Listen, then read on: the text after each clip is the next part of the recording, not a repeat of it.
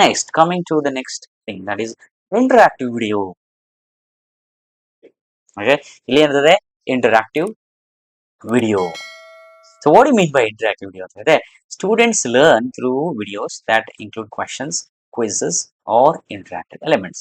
So ನೀವು ನೋಡಬಹುದು YouTube ಅಲ್ಲಿ, ಕೆಲವು ಯೂಟ್ಯೂಬ್ ಗಳಲ್ಲಿ ಒಂದು ವಿಡಿಯೋಸ್ ಇರ್ತವೆ. ಸೊ ಒಂದು ಕನ್ಸೆಪ್ಟ್, ಒಂದು ಎರಡು ಸ್ಲೈಡ್ಸ್ ಹೇಳಿದ ನಂತರ ನೆಕ್ಸ್ಟ್ ಸ್ಲೈಡ್ ಏನಿರ್ತದೆ, ಕ್ವಶನ್ ಅಂಡ್ ಆನ್ಸರ್ ಸೆಷನ್ ಇರ್ತದೆ. ಸೊ ಅಲ್ಲಿ ವಿದ್ಯಾರ್ಥಿಗಳು ಏನ್ ಮಾಡ್ತಾರೆ, ಒಂದು ಕ್ವಶನ್ ಕೇಳಿದಾಗ ಅದಕ್ಕೆ ಆನ್ಸರ್ ಮಾಡ್ತಾರೆ.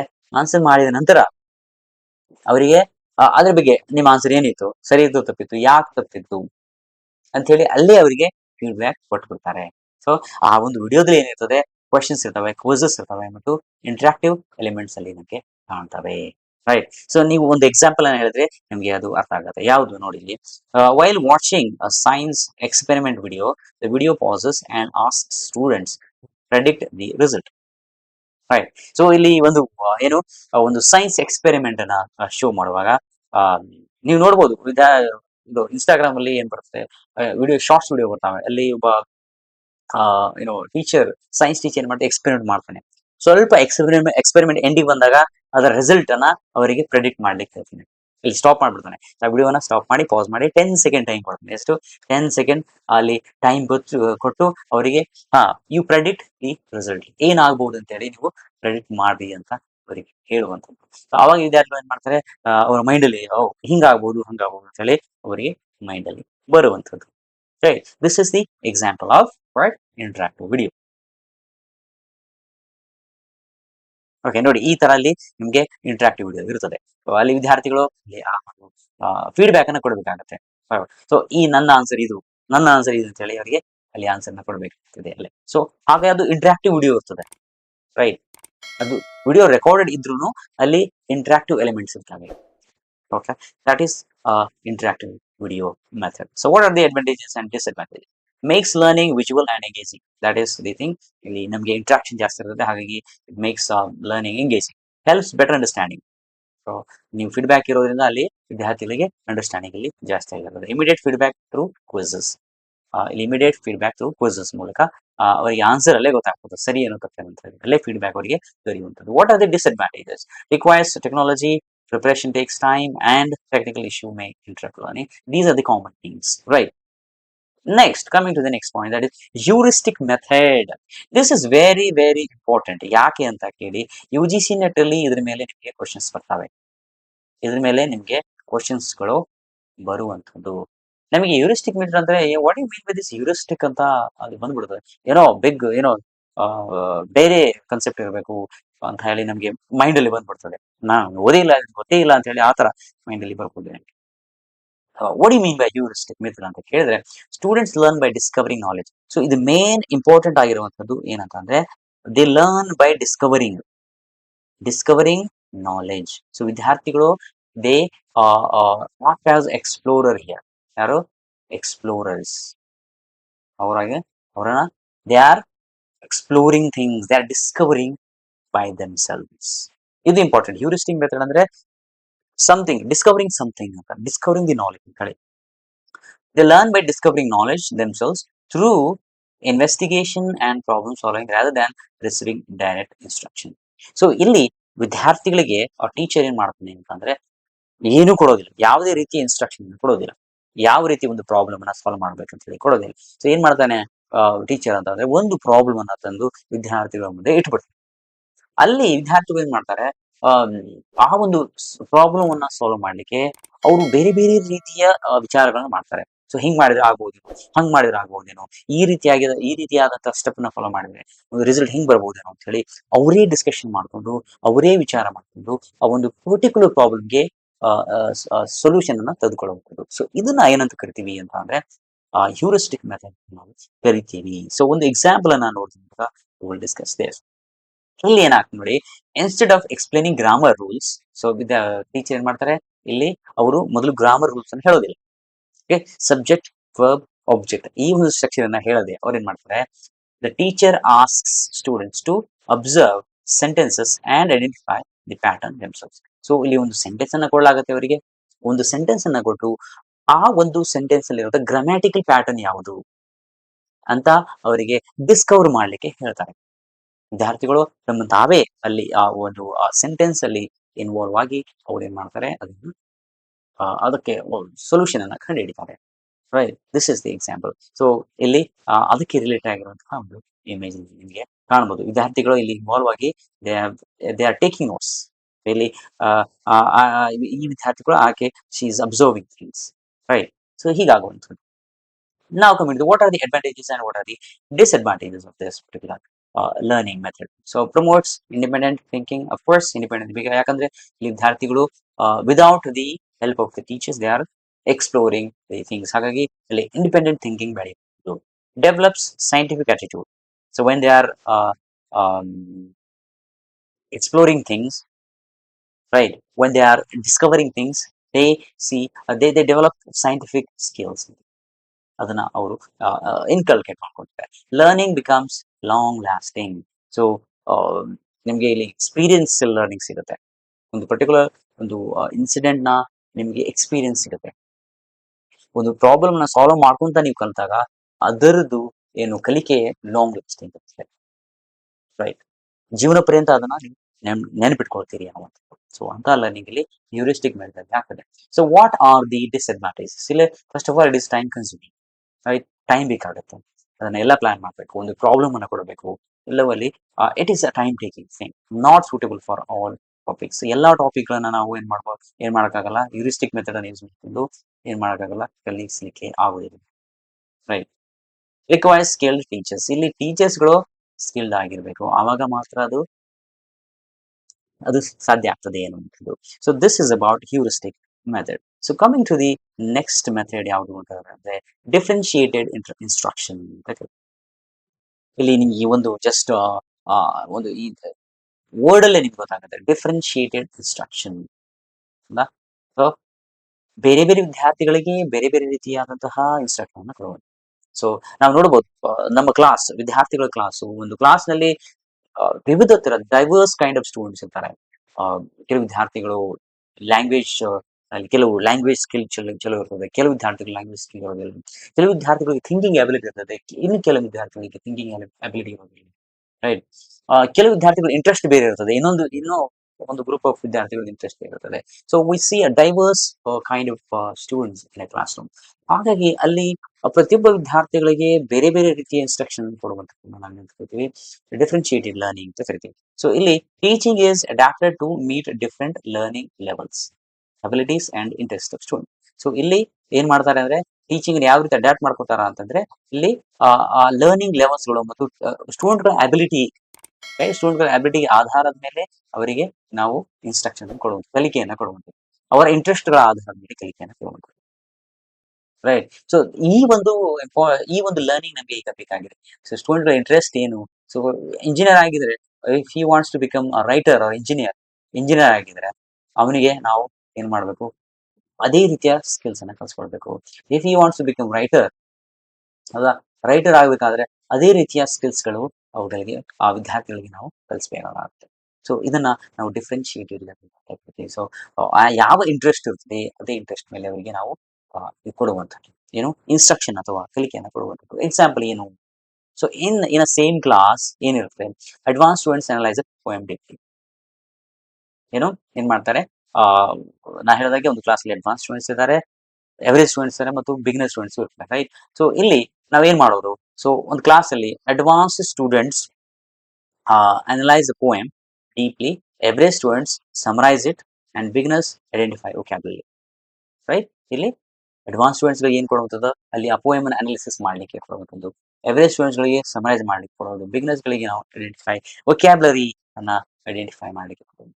ಸೊ ಈ ಒಂದು ಇಮೇಜ್ ನೋಡಬಹುದು ವಿದ್ಯಾರ್ಥಿಗಳ ಡೈವರ್ಸ್ ಕೈಂಡ್ ಆಫ್ ಎನ್ವೈರನ್ಮೆಂಟ್ ಹೆಂಗಿರ್ತದೆ ಅಂತ ನೋಡಿದ್ರೆ ಇಲ್ಲಿ ಕೆಲವರು ಹೇಳ್ತಾರೆ ಐ ಹ್ಯಾವ್ ಡಿಫ್ರೆಂಟ್ ನೀಡ್ಸ್ ಅಂತ ಹೇಳ್ತಾರೆ. ಇಲ್ಲಿ I have different cultural back ground ಅಂತ ಹೇಳ್ತಾರೆ. ಇನ್ನೊಬ್ರು I have different language abilities. ಕೆಲವರು ಇಂಗ್ಲಿಷ್ ಬರ್ತದೆ, ಕೆಲವರಿಗೆ ಇಂಗ್ಲಿಷ್ ಬರೋದಿಲ್ಲ, ಕೆಲವರಿಗೆ ಕನ್ನಡ ಬರ್ತದೆ, ಕೆಲವರಿಗೆ ಇಂಗ್ಲಿಷ್ ಬರೋದಿಲ್ಲ, ಕೆಲವು ಇಂಗ್ಲಿಷ್ ಬಂದು ಕನ್ನಡ ಬರೋದಿಲ್ಲ. ಆ ರೀತಿಯ ವಿದ್ಯಾರ್ಥಿಗಳು ಇಲ್ಲಿ ಇರುತ್ತಾರೆ. So we have diverse kinds of student classroom. ಅವರಿಗೆ ಅವರ ಅಬಿಲಿಟಿಗೆ ತಕ್ಕಂತೆ ನಾವು ಕಲಿಕೆಯನ್ನ ಮಾಡಬೇಕು ಅನ್ನುವಂಥದ್ದು. ಇದನ್ನ ನಾವು ಡಿಫ್ರೆನ್ಶಿಯೇಟೆಡ್ ಇನ್ಸ್ಟ್ರಕ್ಷನ್ ಅಂತ ಕರಿತೀವಿ.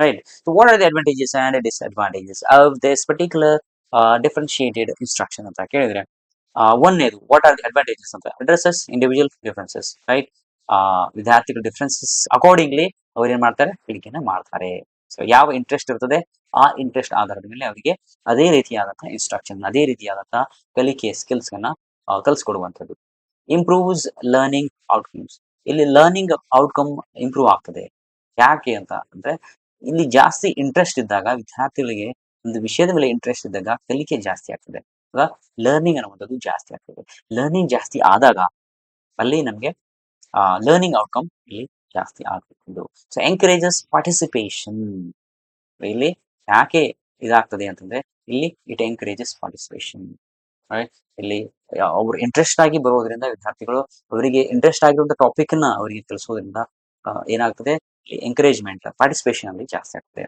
ಡಿಸ್ಅಡ್ವಾಂಟೇಜ್ ಏನು requires extra planning that is the thing difficult in large classrooms large class ರೂಮ್ಗಳು ಇದನ್ನ ಮಾಡ್ಲಿಕ್ಕೆ ಆಗೋದಿಲ್ಲ ಯಾಕಂದ್ರೆ ಒಬ್ಬೊಬ್ಬರನ್ನ ಯಾವ ನೋಡ್ಕೊಂತ ಹೋಗ್ತಿದೆ ರೈಟ್ ಹಾಗಾಗಿ ಲಾರ್ಜ್ ಕ್ಲಾಸ್ ರೂಮ್ ಅಲ್ಲಿ ಇದನ್ನ ಮಾಡ್ಲಿಕ್ಕೆ ಆಗುತ್ತೆ ನೀಡ್ಸ್ ಎಕ್ಸ್ಪೀರಿಯನ್ಸ್ ಟೀಚರ್ಸ್ ಇಲ್ಲಿ ಟೀಚರ್ಸ್ಗಳು ಎಕ್ಸ್ಪೀರಿಯನ್ಸ್ ಆಗಿರುವಂತಹ ಟೀಚರ್ಗಳು ನಿಮಗೆ ಇರ್ಬೇಕಾಗ್ತದೆ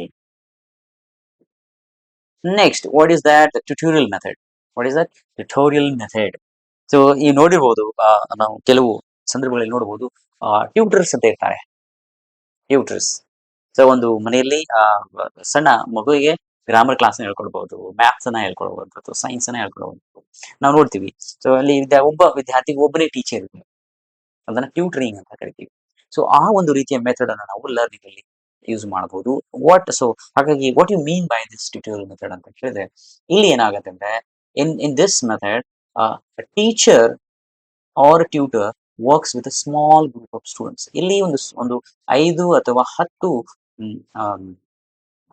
ಅಥವಾ 10 ಮಂದಿಯ ಗ್ರೂಪ್ ಅಲ್ಲಿ ಇರ್ತದೆ ಸೊ ಆ ಗ್ರೂಪಿಗೆ ಏನ್ ಮಾಡ್ತಾರೆ ಅವರು ಇಂಡಿವಿಜುವಲ್ ಆಗಿ ಎಲ್ಲರ ಮೇಲೆ ಏನೋ ಫೋಕಸ್ ಮಾಡಬಹುದ ಅವರು ಕಲಿಸ್ತಾರೆ ಏನ್ ಮಾಡ್ತಾರೆ with small group of students R individual learners explain concepts clarify doubts and guide learning ಏನ್ ಮಾಡ್ತಾರೆ ಟೀಚರ್ ಅಥವಾ ಟ್ಯೂಟರ್ ಮಾಡ್ತಾರೆ they will work with small group of children 5 to 10 children ಇರ್ತಾರೆ ಅವ್ರ ಜೊತೆ ಅವರು ಇಂಟ್ರಾಕ್ಷನ್ ಮಾಡ್ಕೊಂತ ಅವರ ಕನ್ಸೆಪ್ಟ್ ಗಳನ್ನ ಅವರ ಡೌಟ್ಸ್ ಗಳನ್ನ ಕ್ಲಿಯರಿಫೈ ಮಾಡ್ಕೊತಾ ಹೋಗ್ತಾರೆ ಅವರಿಗೆ ಕೆಲಸ ಸೊ ಇಲ್ಲಿ ಇಂಡಿವಿಜುವಲ್ ಕೇರ್ ತಗುವಂಥದ್ದು ವಿದ್ಯಾರ್ಥಿಗಳ ಇಂಡಿವಿಜುವಲ್ ಕೇರ್ ತೆಗೆದುಕೊಳ್ಳುವಂತಹ ಒಂದು ಮೆಥಡ್ ಇದು right it usually takes place after a lecture or classroom teaching to taking understanding so ಇಲ್ಲಿ ಏನಾಗ್ತದೆ ಅಂತಂದ್ರೆ ಈ ದೊಡ್ಡ ಒಂದು ಕ್ಲಾಸ್ ಅಲ್ಲಿ ಇದನ್ನ ಮಾಡಲಿಕ್ಕೆ ಸಾಧ್ಯವಿಲ್ಲ ಯಾಕಂದ್ರೆ ಇಂಡಿವಿಜುವಲ್ ಕೇರ್ ಅಲ್ಲಿ ತಗೊಳ್ಳಿಕ್ಕೆ ಆಗೋದಿಲ್ಲ ಏನ್ ಮಾಡ್ತಾರೆ ಕ್ಲಾಸ್ ಅಲ್ಲಿ ಪಾಠ ಮಾಡಿ ಒಬ್ಬ ಶಿಕ್ಷಕ ಪಾಠ ಮಾಡಿ ಸೊ ಹೊರಗೆ ಬಂದಾಗ ಒಂದು 5 ಮಂದಿ ವಿದ್ಯಾರ್ಥಿಗಳು ಯಾರು ಬರ್ತಾರೆ ಅವ್ರ ಕಡೆ ಅವರಿಗೆ ಅಲ್ಲಿ ಕುತ್ಕೊಂಡು ಈ ಕ್ಲಾಸ್ ಅಲ್ಲಿ ಹೇಳಿದ ಬಗ್ಗೆ ಕೇಳ್ತಾರೆ ಫೀಡ್ಬ್ಯಾಕ್ ಕೇಳಿದ ನಂತರ ಸೊ ಅವ್ರಿಗೆ ಏನ್ ಅಂಡರ್ಸ್ಟ್ಯಾಂಡ್ ಆಗಿದ್ರು ಯಾವಾಗ ಒಂದು ಕನ್ಸೆಪ್ಟ್ ಅಂಡರ್ಸ್ಟ್ಯಾಂಡ್ ಆಗಿಲ್ಲೋ ಯಾವ ಒಂದು ಕಾನ್ಸೆಪ್ಟ್ ಗೆ ಅವರಿಗೆ ಕ್ಲಾರಿಟಿ ಬೇಕಾಗೋದು ಅದನ್ನ ಅವರು ಅಲ್ಲಿ ಕೊಡುವಂಥದ್ದು ರೈಟ್ ಇಲ್ಲಿ ಆಗ್ತಾರೆ usually takes place after lecture or classroom teaching deep and understanding so ಒಂದು ಕ್ಲಾಸ್ ಮಾಡಿದ ನಂತರ ಅದ್ರ ಬಗ್ಗೆ ಜಾಸ್ತಿ ಇನ್ಫಾರ್ಮೇಶನ್ ಬೇಕಾಗುತ್ತೆ ವಿದ್ಯಾರ್ಥಿಗಳು ಟೀಚರ್ ಕಡೆ ಬಂದು ಅಲ್ಲಿ ಅವರು ಎಕ್ಸ್ಟ್ರಾ ಇನ್ಫಾರ್ಮೇಶನ್ ಕೇಳುವಂಥದ್ದು ಇದು one of the important methods tutorial method ಮಾಡಲೇಬೇಕು okay example in many universities after a long lecture or topic like Shakespeare's tragedy students attend a tutorial session where the tutor discusses difficult parts of the play and answer questions so ಇಲ್ಲಿ ಏನ್ ಮಾಡ್ತಾನೆ ಒಂದು class ಆದ ನಂತರ ವಿದ್ಯಾರ್ಥಿಗಳು sir ಕಡೆ ಬಂದಾಗ ಆ ಒಂದು ವಿಷಯದ ಬಗ್ಗೆ ಮತ್ತೆ ಡೀಪರ್ ಅಂಡರ್ಸ್ಟ್ಯಾಂಡಿಂಗ್ ಅಥವಾ ಕ್ಲಾರಿಫಿಕೇಶನ್ ಕೂಡ ಇಲ್ಲಿ ಅವರು ಕೊಡುವಂಥದ್ದು right this is about tutorial method so ಇಲ್ಲಿ ನೋಡಿ ಸಣ್ಣ ವಿದ್ಯಾರ್ಥಿಗೆ ಟೀಚರ್ ಏನ್ ಮಾಡ್ತಾ ಕಲಿಸಿದ್ದಾರೆ right so what are the advantage and disadvantages ಇಲ್ಲಿ ಏನಾಗುತ್ತೆ ಅಡ್ವಾಂಟೇಜ್ ಏನಂದ್ರೆ ಪರ್ಸನಲ್ ಗೈಡೆನ್ಸ್ ಸಿಗುತ್ತೆ ಯಾಕಂದ್ರೆ ಒಂದು ಸ್ಮಾಲ್ ಗ್ರೂಪ್ ಆಫ್ ಚಿಲ್ಡ್ರನ್ ಇರ್ತಾರೆ ಸೊ ಎಲ್ಲರ ಮೇಲೆ ಕೂಡ ಅವರು ಕೇರ್ ಅನ್ನ ತೆಗೆದುಕೊಳ್ಬಹುದು ಟೀಚರ್ಸ್ ಇಂಪ್ರೂವ್ಸ್ ಅಂಡರ್ಸ್ಟ್ಯಾಂಡಿಂಗ್ ಅಫ್ಕೋರ್ಸ್ ಇಲ್ಲಿ ವಿದ್ಯಾರ್ಥಿಗಳು ಕುಂತ್ಕೊಂಡು ಅಲ್ಲಿ ಕೇಳಿದಾಗ ರಿಪೀಟೆಡ್ ಆಗಿ ಒಂದು ಕಾನ್ಸೆಪ್ಟ್ ಅನ್ನ ಕೇಳಿದಾಗ ಅದರ ಬಗ್ಗೆ ಜಾಸ್ತಿ ಅಂಡರ್ಸ್ಟ್ಯಾಂಡಿಂಗ್ ಅವರಿಗೆ ಬರುವಂಥದ್ದು ಎಂಕರೇಜಸ್ ಕ್ವಶನ್ಸ್ ಸೊ ಇಲ್ಲಿ ವಿದ್ಯಾರ್ಥಿಗಳು ಕ್ವಶನ್ಸ್ ಅಂತ ಕೇಳ್ತಾರೆ ಹೊರಗೆ ಬಂದು ಅಂಡರ್ಸ್ಟ್ಯಾಂಡ್ ಆಗಿಲ್ಲ ಅಂದ್ರೆ ಕ್ಲಾಸ್ ರೂಮ್ ಅಲ್ಲಿ ಅಂಡರ್ಸ್ಟ್ಯಾಂಡ್ ಆಗಿಲ್ಲ ಹೊರಗೆ ಬಂದು ಅವರಿಗೆ ಜೊತೆ ಡಿಸ್ಕಷನ್ಸ್ ಟೀಚರ್ ಜೊತೆ ಡಿಸ್ಕಷನ್ ಮಾಡಿದ್ರೆ ಅವರಿಗೆ ಎಕ್ಸ್ಟ್ರಾ ಅಂಡರ್ಸ್ಟ್ಯಾಂಡಿಂಗ್ ಸಿಗುತ್ತೆ ಅಲ್ಲಿ ಕ್ವಶನ್ ಇಂಟ್ರಾಕ್ಷನ್ ಅಲ್ಲಿ ಇರ್ತದೆ it is time consuming first of all ಇದು ಟೈಮ್ ಕನ್ಸ್ಯೂಮಿಂಗ್ ಜಾಸ್ತಿ ಟೈಮ್ ಇಲ್ಲಿ ಬೇಕಾಗ್ತದೆ. Requires more teachers. ಇಲ್ಲಿ ನಮಗೆ ಜಾಸ್ತಿ ನಂಬರ್ ಆಫ್ ಟೀಚರ್ಸ್ ಬೇಕಾಗ್ತಾರೆ.